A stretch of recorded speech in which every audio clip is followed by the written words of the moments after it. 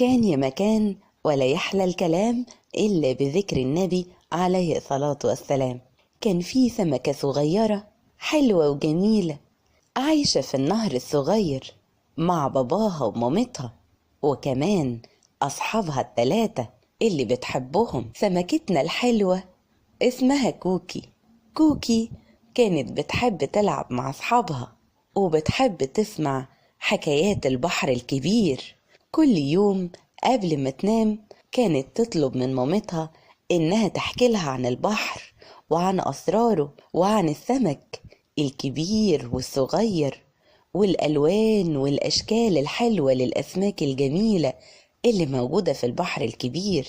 وفي يوم من الأيام كالعادة طلبت كوكي السمكة الصغننة من مامتها إنها تكلمها عن البحر وتحكي لها أسراره. ردت عليها مامتها وقالت لها: أنا كل يوم يا كوكي بحكيلك عن البحر الكبير، هو انتي بقى ما زهقتيش ولا ايه؟ تعالي احكيلك عن حاجة تاني.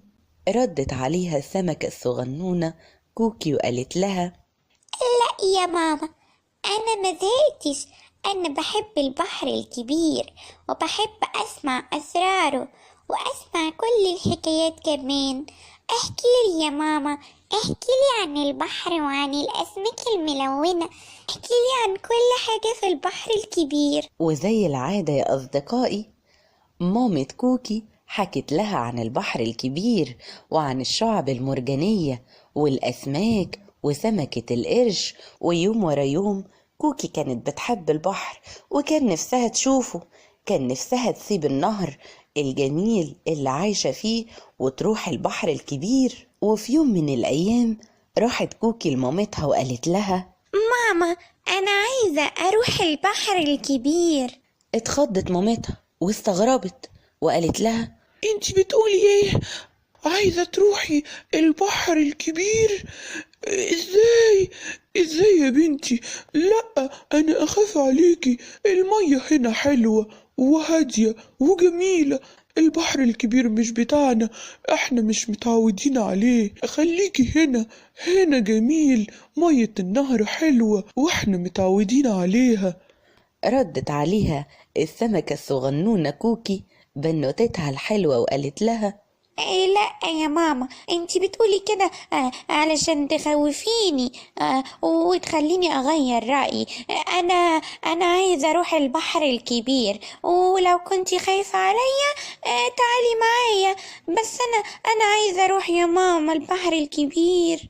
ردت عليها مامتها وقالت لها: أنا ما أقدرش أسيب المكان اللي اتولدت فيه، ده وطني وهنا فيه قرايبي وأصدقائي وأنا بحبهم. ما ينفعش يا بنتي إن احنا نسيب بيتنا ونسيب حياتنا وأهلنا والوطن بتاعنا. فضلت السمكة الصغنونة كوكي تتحايل على مامتها علشان تروح وتحاول تقنعها إنها هتكون هناك مبسوطة أكتر في البحر الكبير وإنها هتلاقي أصدقاء تلعب معاهم مختلفين وهتتعرف على ناس جديدة. اضطرت مامة كوكي إنها توافق وسمحت لها إنها تروح وودعتها. وكوكي خدت بعضها ومشيت في طريق البحر الكبير. وصلت كوكي للبحر الكبير ووقفت مبسوطة ومندهشة من جمال وحلاوة البحر الكبير وقالت: سبحان الله، البحر جميل قوي وفي أنواع كتير من الأسماك والنباتات